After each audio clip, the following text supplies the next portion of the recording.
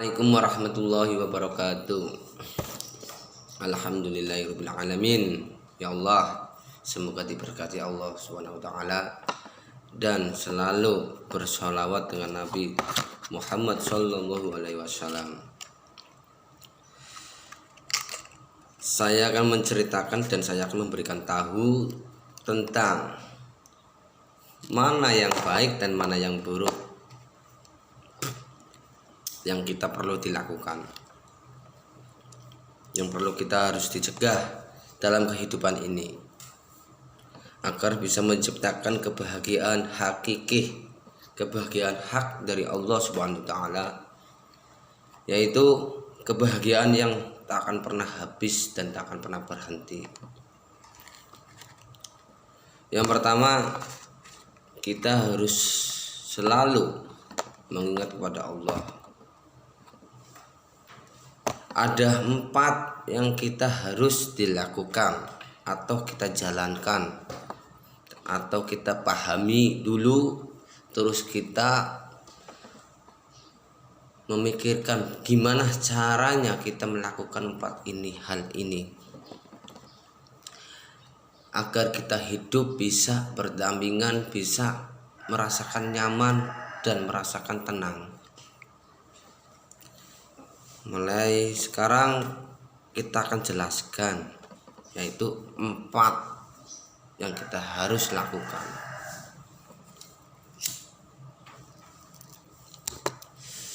Yang pertama, nandur.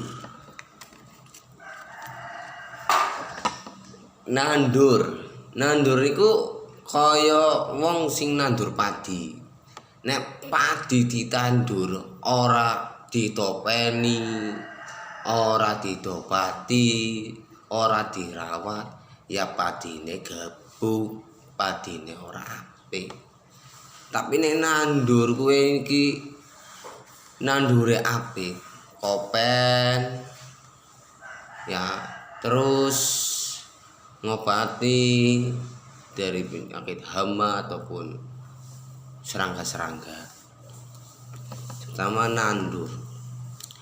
nandur kepada makhluk Allah atau manusia sesama muslim atau sesama manusia lah, makhluk Allah, entah makhluk itu hewan, entah makhluk itu tumbuhan, entah makhluk itu manusia, yang penting makhluk Allah.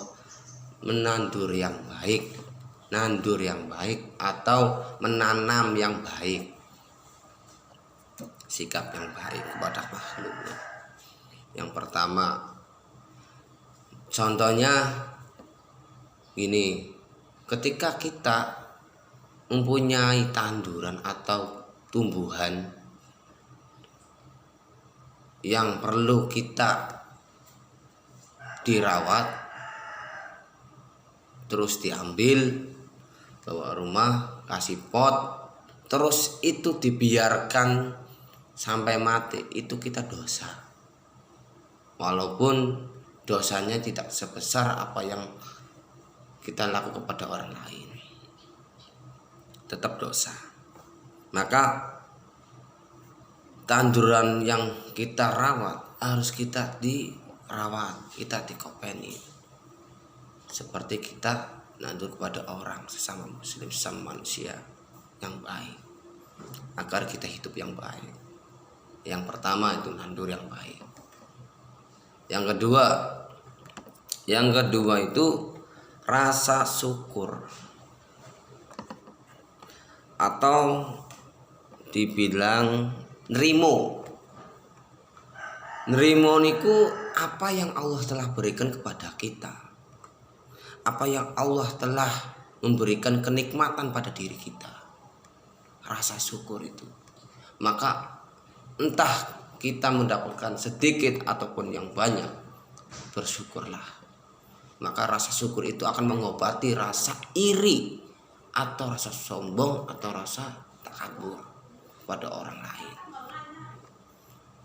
Itu mengobati untuk membersihkan hati kita kepada manusia ataupun Allah, agar kita tetap rasa bersyukur kepada Allah yang Allah telah berikan kepada kita. Itu yang kedua, rasa syukur. Yang ketiga, janganlah kau berburuk sangka kepada makhluk Allah. Makhluk Allah.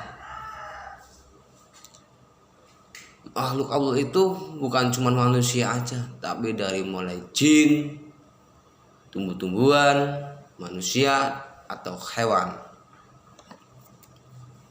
Itu makhluk Allah semua. Karena Allah itu menciptakan makhluk di dunia ini. Ada yang bermanfaat, ada yang mudarat. Tapi Allah itu menciptakan walaupun hewan itu sangat merugikan kepada manusia, tapi ada manfaat. Di balik kerugian pasti ada bermanfaatnya. Contoh kayak hewan apa ya? Seperti babi, ya babi. Hewan babi itu tak kalau di agama Islam ataupun di Islam kita sendiri, babi itu haram atau najis, tidak boleh dimakan ataupun kita disembelih, karena babi itu mengandung cacing pita atau sangat kotor dan jorok. Terlihat nyata itu sangat tidak bermanfaat bagi umat muslim. Tapi kalau kita melihat dengan sisi positifnya,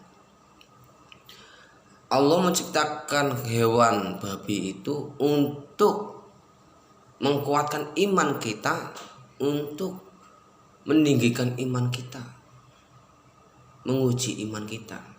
Maka ketika manusia tidak sampai memakannya hewan babi itu, kita imannya masih sempurna Islamnya.